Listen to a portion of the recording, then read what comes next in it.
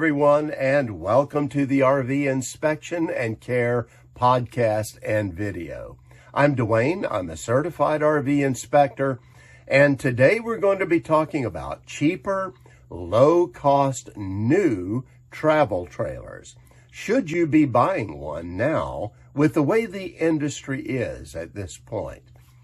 Well, RVs come in all sizes, configurations, and yes, even price ranges. And really, that's a good thing because it allows us as consumers to choose what works best for us, for our particular circumstances, for the way we like to travel and camp, for our own budget, and so on. But here's a simple truth about RVs that's very good to understand. And interestingly, it applies to a lot of things in life. A very simple statement. It is, you generally get what you pay for.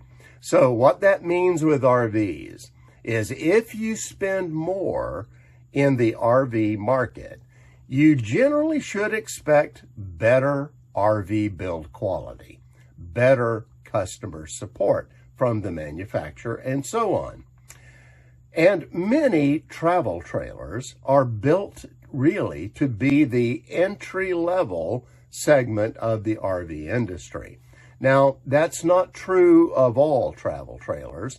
Certainly, there are higher-end ones like Airstream. But generally speaking, a lot of travel trailers are built to be more affordable by more and more people. And therefore, they're the entry-level segment. And really, actually, that means that you can experience RVing without breaking the bank. And if you're new to RVing, it's a great way to learn more before you buy something more expensive. But here's the flip side. It also means that you're going to see a lot more examples of poor fit and finish in this area. You're going to see lower quality building materials. You're going to see less attention to good building methods and so on. Now, is all of that really so bad? Not really, because it can be okay if you plan to use that low-cost travel trailer just a few times a year. If you're going to spend an extended amount of time in it, well, you're going to wear it out fairly quick. But if you only use it a few times a year, as many people do, then it still will be just fine for you. But I personally don't like what I am seeing coming out of the manufacturers and out of the factories right now in the low-cost travel trailer segment.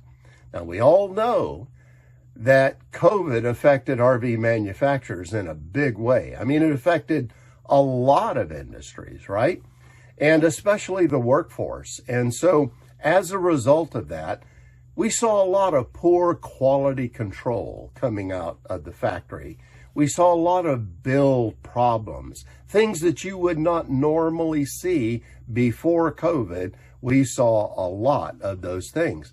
And unfortunately, it was evident all across the industry. There almost wasn't any manufacturer that wasn't touched by the pandemic in a negative way somehow.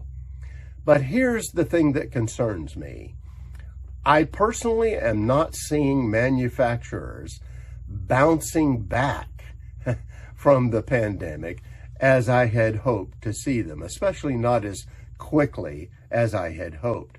And that is especially evident in the low-cost travel trailer segment of the industry. Now, let me be clear about what I'm talking about here. I'm not really referring to teardrop trailers, very small ones and so on, or single-person RVs. I'm really talking about travel trailers that are designed for couples or even a small family or more, that start, say, around 17 feet or so and go up from there. The build quality that I'm seeing and these kind of travel trailers is just bordering on atrocious in many cases. So, having said all that, we get back to the question, should you buy one these days in the RV industry? Should you buy a new travel trailer that has been designed to be an entry-level unit? Well, it's your choice. I cannot tell you what to do. That's the truth about almost everything in RVing. But I can make some recommendations to help you be protected and help you make wise decisions as you buy a newer travel trailer. Let's start with my first suggestion here. And that is, if you feel that you really have to buy new, and there's a lot of folks that are like that, by the way. There's many good reasons for buying a new RV. And if you feel that that's really important to you, well, then let me encourage you, have that RV inspected thoroughly before you buy it. Now, with people who buy travel trailers, they often feel that that's too much money for them to spend.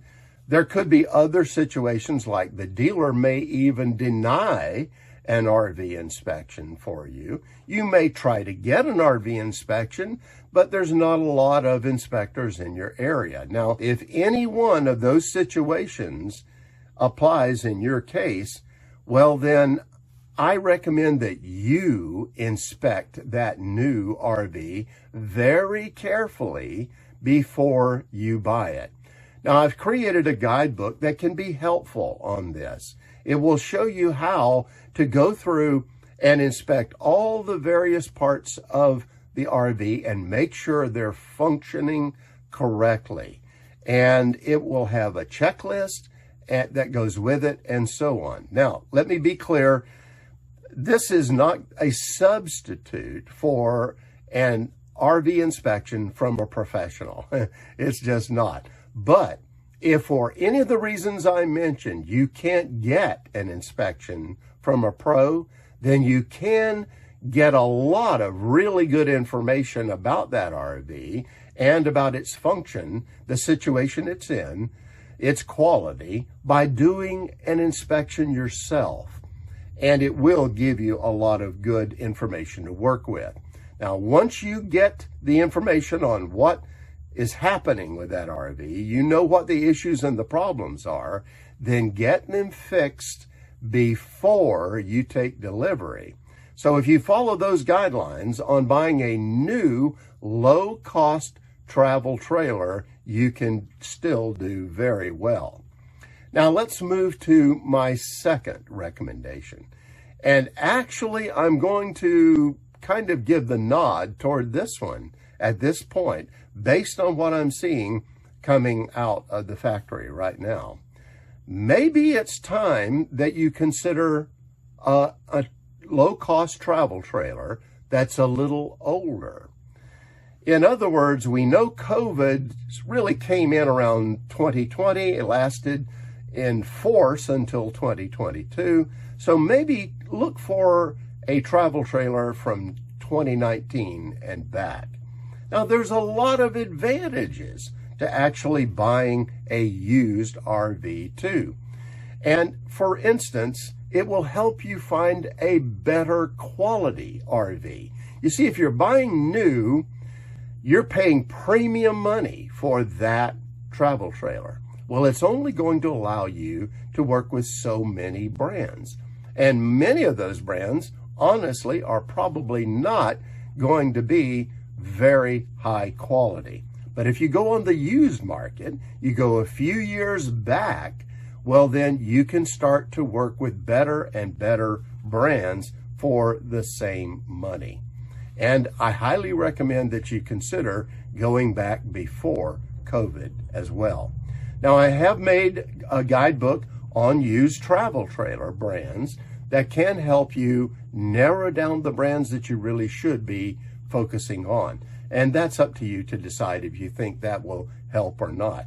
I'll put links in the description of both the video and the podcast to my guidebooks. You can take a look, and if you'd like, you can download them, and I'll be there to personally help you as you go through the buying process. But when we're talking about used RVs and travel trailers, let me say this. I'm a huge fan of getting the pros to inspect it. Don't just rely on yourself alone. There's a lot of things that can be hidden in a used RV. So get a pro and get them to go through it, and that way you'll know what you're buying. Now, if you'll follow these suggestions for either buying new on the cheaper travel trailer market or used, just going back a few years and getting a little better brand and build quality, then buying a cheaper, low-cost travel trailer does not mean that you have to be buying junk then. You're not just accepting anything that the industry is throwing out of its doors at you, you see. This way, you are prepared. You are ready. You know what you're doing as you're buying. And if you follow those directions and those guidelines, then I am very confident that you really can buy a low-cost, cheaper travel trailer that you're going to be happy with, not only now, but for years to come. Well, that's it for now. Have safe and happy travels, my friends. Until next time.